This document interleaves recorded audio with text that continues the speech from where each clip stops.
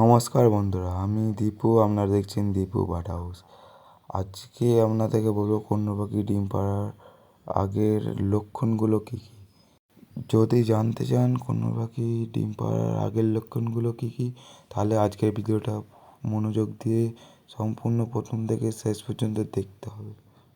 তো বন্ধুরা, আপনাদেরকে একটা জিনিস খেয়াল রাখতে হবে, কন্নুর পাখির জন্যে আপনারা যে জায়গাটা বেছেছেন সেই জায়গাটার সাথে তারা মানাতে পারছে কি না সেই দিকে আপনারা খেয়াল রাখবেন। তো বন্ধুরা, আমি আপনাদেরকে আরও একটি জিনিস খেয়াল রাখতে বলবো, কন্নুর পাখি যেখানে আপনারা রেখেছেন সেই জায়গাতে যেন লোকজন খুব কম যায় এবং তারা যেন না ভয় পায়।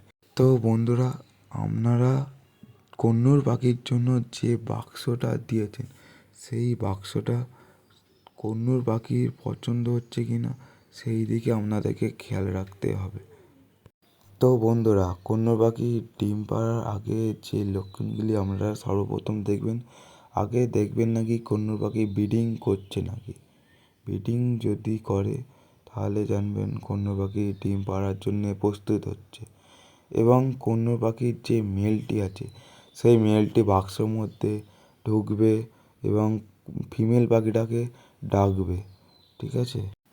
তো বন্ধুরা, আপনারা আরও কিছু জিনিস খেয়াল করবেন, যেগুলি হলো কন্নুর পাখির যে মেলটি আছে সেই মেলটি আপনারা খাঁচার আশেপাশে গেলে মাথা ফুলিয়ে কামড়াতে আসবে।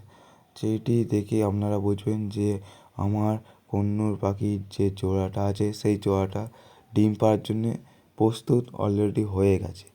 এবং কন্নুর পাখি ডিম পাড়ার আগে আরও কিছু লক্ষণ খেয়াল করবেন, যে ফিমেল পাখিটা অনেকক্ষণ ধরে বাক্সের মধ্যে ঢুকে সময় কাটাচ্ছে, বেরোচ্ছে না এবং মেল পাখিটি খাবার নিয়ে গিয়ে খাইয়ে দিচ্ছে।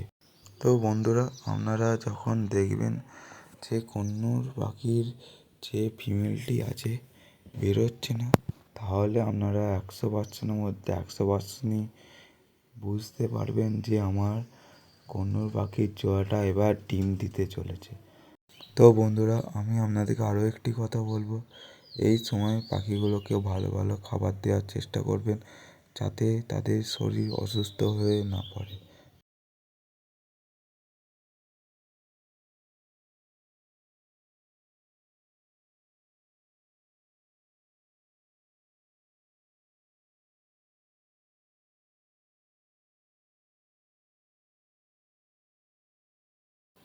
তো বন্ধুরা, আজকে ভিডিওটা এত পর্যন্ত।